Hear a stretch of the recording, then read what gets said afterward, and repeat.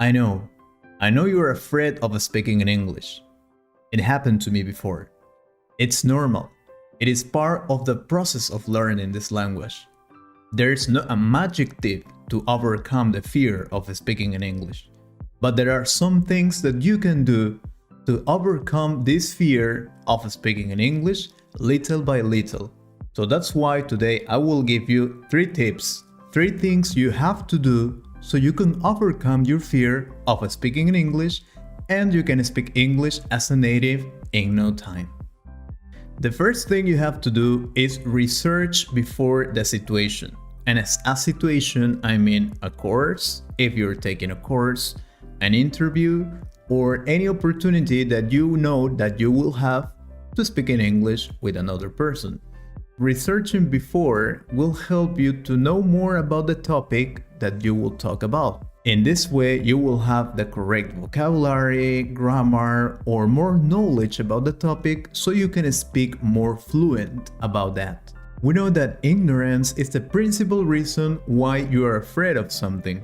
So as much information you have about that topic or that thing, it will be better for you to talk about that thing. So it makes sense. For example, if you have an interview, it can be a job interview very soon, research about that company or the job position you are applying for. You can also make possible questions that that person or you will have to answer in that situation. In this way, you will be more prepared and you will not be very afraid of speaking in English this time. Number 2, speak to yourself.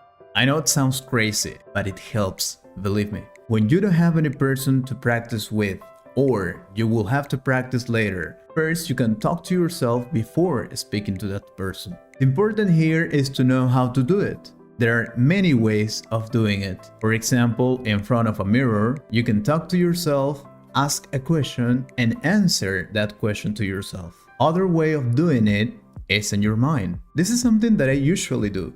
I make questions in my mind about things that I have learned, like vocabulary or grammar. Then I answer these questions to myself. In this way, I'm practicing all the time and nobody notices. Another way of doing it is if you speak loud or low. It will help you to check your pronunciation. Then you can check if you're doing well or you need to correct something. Another way is writing and answering that question. And this is something that I did to learn English. I have a little notebook where I wrote these questions about the things that I have learned, like vocabulary, grammar, or other things. Then I answer this on the same notebook. That's how I could practice this. Another way of doing it's in audio or video. You can record an audio asking to yourself a question and answering that question too. The same thing you can do on a video. The important is that you find the way of speaking to yourself, the way that works better for you, or the way that you like the most.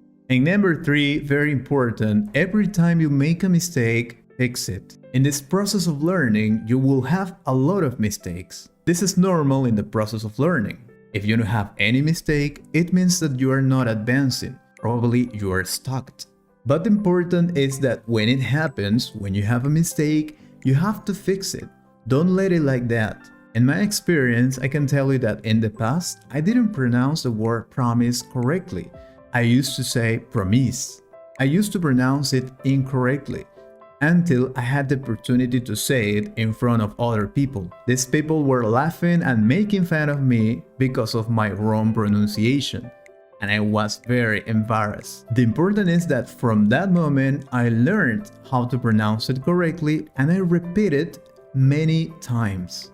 I never forgot the pronunciation of this word anymore.